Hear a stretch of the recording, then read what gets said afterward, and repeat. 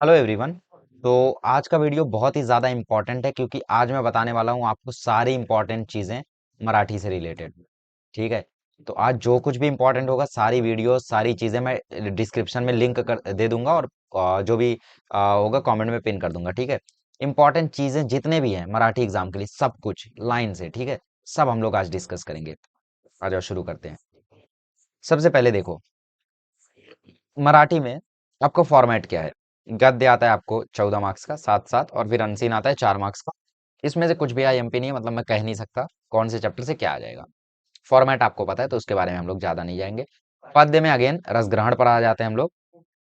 देखो, रस ग्रहण वाला जो पार्ट है ना, अच्छा, ये जो अर्थ लिया वाला पार्ट आता है ना, या फिर काव्य सौंदर्य है।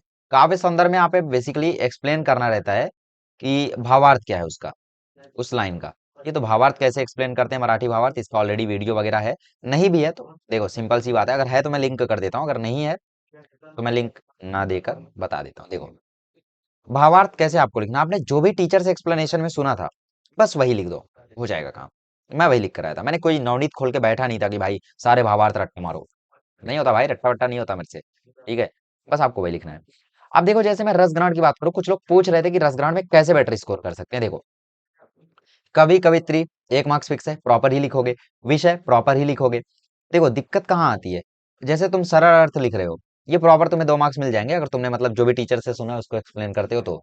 और ये सरल अर्थ को तुम्हें आधे पेज से ज्यादा लिखना है। आधे पेज से ज्यादा और 2/3 पेज से कम, मतलब 13-14 लाइन का, ऐसा लिखना है। ठीक। प्रस्तुत कवितेतील आवडणे और ना आवडणे, ये पसंद आने का या ना पसंद आने का जो कारण है ना, ये वाले पार्ट में हो सकता है तुम्हारे मार्क्स कट जाएं, पर 1.5 मार्क्स तक इसमें भी मिलेंगे। और इसमें भी तुम्हें कितना लिखना है, हाफ पेज से प्लस और 2/3 पेज से कम, कुछ 14-15 लाइन। ठीक। प्रस्तुत शब्दांचा अर्थ लिया। अब ये जो अर्थ है ना, ये कहाँ से आएगा तुम्हारा, ये सब आएगा टेक्स्ट बुक से। देखो, मैं ये कई बार बता चुका हूं, आज फिर से बताता हूं कि टेक्स्ट बुक के पीछे कुछ वाक्य प्रचार हैं। टेक्स्ट बुक के पीछे कुछ वाक्य प्रचार हैं, वो वीडियो के वजह से मुझे इतने लोग जानते हैं ना, मतलब ऑफलाइन मुझे जितने लोग, जितने सब्सक्राइबर्स मिले, जितने भी स्टूडेंट्स मिले, उन्होंने मुझसे यही पूछा कि भैया हम आपका वाक्य प्रचार देख कर गए थे और वही आया बोर्ड एग्जाम में।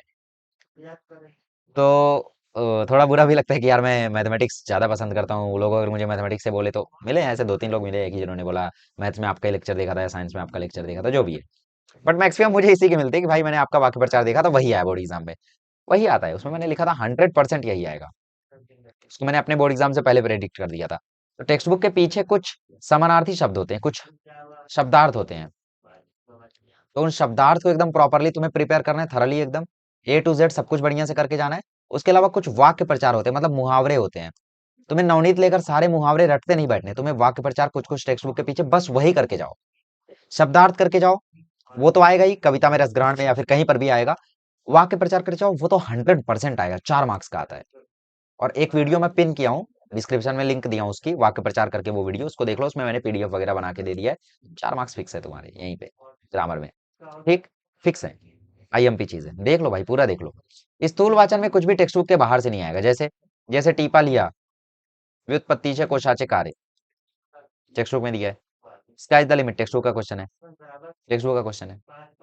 तो तुम्हें स्थूल वाचन सारे रट के जाने हैं। 4 स्थूल वाचन है, 4 में से 3 तुम्हें रट के जाने हैं। अगर तुमसे सारे नहीं हो रहा है तो स्थूल वाचन में तुम्हें 3 तो रट के जाना है, क्योंकि हर क्वेश्चन इसमें यूनिक होता है।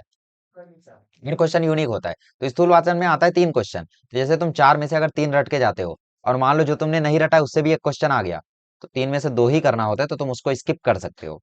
तो 4 में से कोई 3 भी अगर करते हो तो भी तुम्हारा काम हो जाएगा, लेकिन फर्स्ट और लास्ट मत छोड़ना।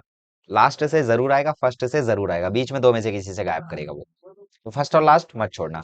मैं तो बोलूंगा चारों करके जाओ, लेकिन नहीं हो रहा है तो फर्स्ट और लास्ट कर लो और बीच में से कोई एक कर लो। ठीक।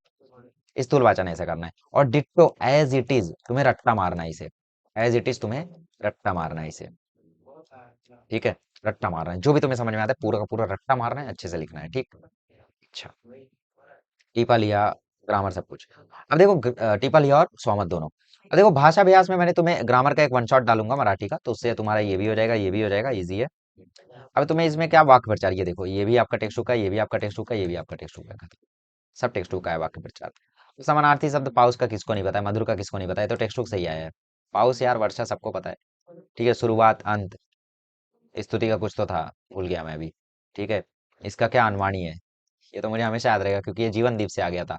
देखो इसमें आप क्या कर सकते हो, इसमें आप 21 सेट फॉलो कर सकते हो इन सभी क्वेश्चंस के लिए, या कुछ सैंपल पेपर्स रिफर कर सकते हो। कभी कभी सैंपल पेपर से डिट्टो उठ के आ जाता है, जैसे जीवन दीप से उठ के आ गया था ये अनवाणी वाला पार्ट।